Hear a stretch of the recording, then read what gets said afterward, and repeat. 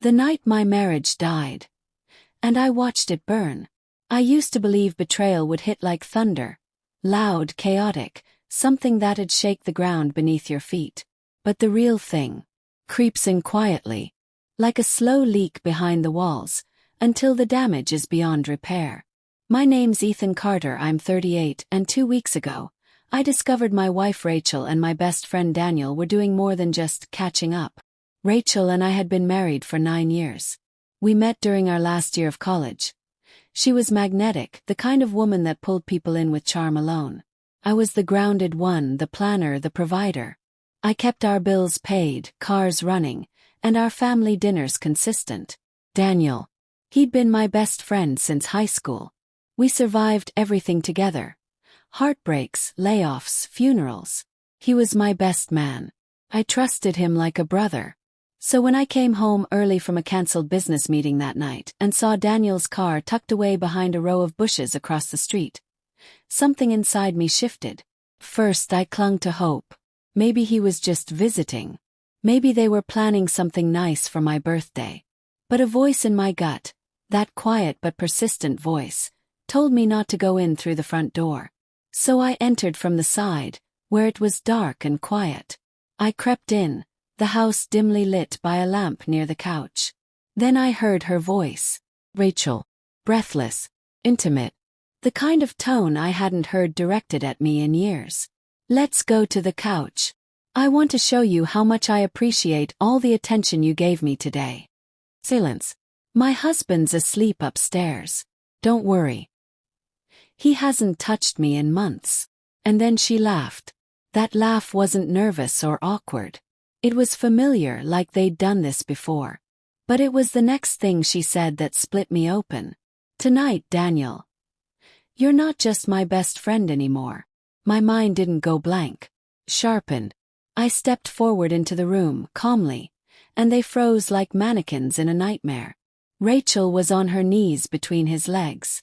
Her face turned white. Daniel looked like he'd seen a ghost. Pants undone, mouth open. I tilted my head. Yes, Daniel.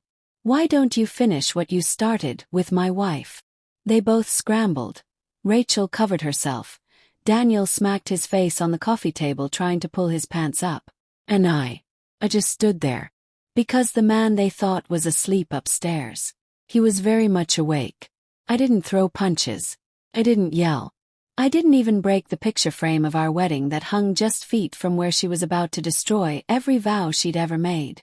Daniel sat on the floor holding his bleeding nose. Rachel looked up, tears welling, as if I had just ruined her night. You weren't supposed to be home, she whispered. And yet here I am. Daniel tried to escape, stumbling, shoving one leg into his jeans. No, Daniel, I said flatly. You're going to stay. You both need to hear this. I looked at Rachel. You once said you married me because I was solid, reliable, safe. She nodded, as if unsure where I was going. You forgot one thing about solid men, Rachel. When we break, we don't shatter. We explode. Then I left. No theatrics, no threats, just silence. But beneath that silence, a storm was forming. I didn't go to a friend's or a hotel. I went to a storage unit I hadn't opened in 5 years. Inside, backup drives, an old laptop, a notebook with names and connections from my past life, favors owed, debts I never called in, and a locked trunk. Inside, every legal document I'd ever cared about. That night, I opened a fresh page in my notebook and wrote one sentence. Revenge Rule 1. Never use fists. Use facts. Rachel's birthday was 3 days later. She'd been planning it for months. Catered brunch, a floral backdrop, string quartet. 40 people, including our closest mutual friends. I didn't cancel it.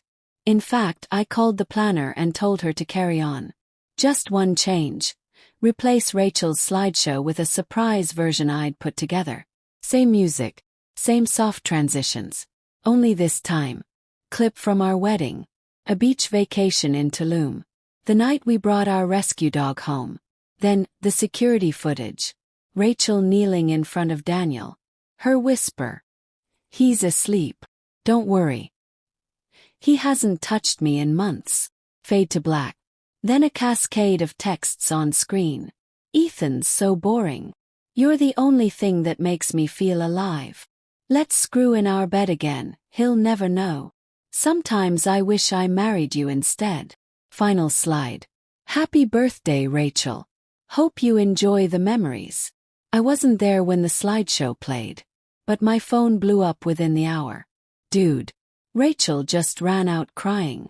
Daniel's wife was there. She slapped him. In front of everyone. You're a legend. Apparently, Daniel's wife Trisha had no idea. She dumped a mimosa on Rachel's head, took the keys and peeled out in their SUV. Rachel tried to turn the video off, but it was on loop, playing across every screen. Guests left. Others stayed in awkward silence. And me. I was at a rooftop bar, toasting to the end of an illusion. Rachel stopped calling and started texting. We can fix this. Daniel never meant anything. You stopped making me feel special. That last one. That's when I called my attorney. Her name was Valerie Hartman, a divorce lawyer with the bite of a wolf and the patience of a saint. She flipped through the file I gave her. Footage, screenshots, synced backups, timestamps, calendar overlap. She smiled. You'll get the house, car, the dog, most of the savings. She'll get the embarrassment. And the bill. Rachel tried to cry victim. Claimed emotional trauma. Valerie shut that down. You created this tape, she told the judge. He just edited what you gave him. Even the judge chuckled. Rachel's face stayed red the entire hearing. Daniel didn't even show up. Trisha filed for divorce that same Monday. Rumor has it she found old footage of Daniel on someone else's phone. One guess where that came from. 2 months later it was done. Got the house, the dog, my piece. Rachel moved in with her sister, then her mother. Last I heard, she's applying for remote jobs and avoiding social events like the plague. Daniel. He moved 3 states away and now works construction. Nothing wrong with that. Except he had to leave everything behind just to escape the shame. And me. I never laid a hand on either of them. I didn't have to. Because betrayal doesn't end in the moment you catch them. That's where it begins. And if you're calm, calculated, and just a little bit cruel, you'll watch their lies burn from a seat they swore you were too boring to sit in. Was I right to do what I did? Would you have handled it differently? Drop your thoughts in the comments below. And don't forget to like, share, and subscribe to Lauren's story for more jaw-dropping tales of betrayal, justice, and getting the last word. 'Cause here, every lie eventually answers to the truth.